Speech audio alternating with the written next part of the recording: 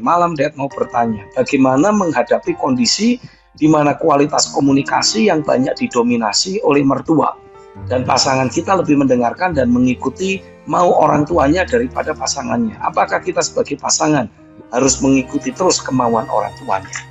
Pertanyaan saya, apakah saudara masih tinggal bersama dengan mertuamu?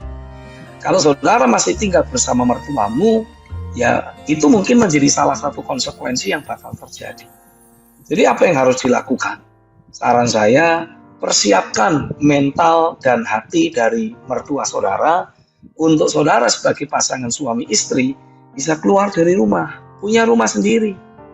Ya, jangan jadi anak mami.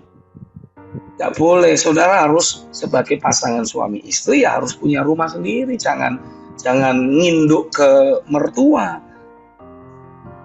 Kalau misalkan mertua pengen terus anaknya ada bersama dengan mereka, ya tolong mertua harus sadar. Ya mungkin ada hamba Tuhan yang harus mengingatkan mertua supaya tidak terus ikut campur dengan urusan keluarga baru anaknya. Atau si anak ini juga harus belajar untuk didoakan supaya menjadi dewasa.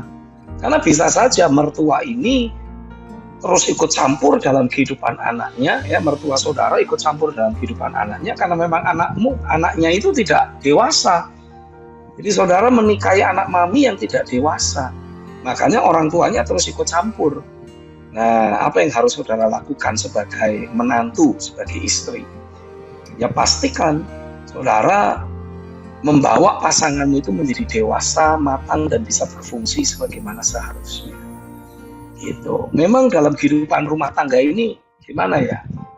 Ada banyak pernak-pernik masalah yang muncul disebabkan karena masing-masing pasangan yang tidak dewasa atau adanya individu-individu yang tidak akurat hidupnya.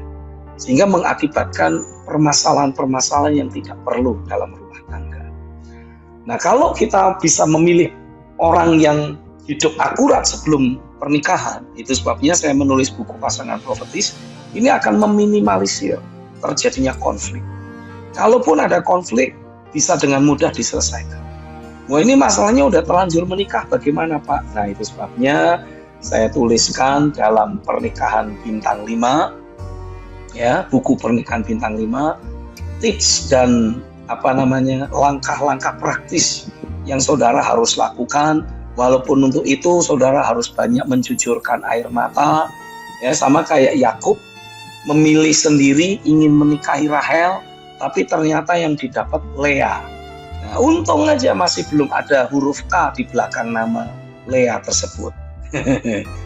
Kalau jadi Lea kan bahaya, ya. Tapi untuk mendapatkan Rahel, Yakub harus kerja 7 tahun lagi.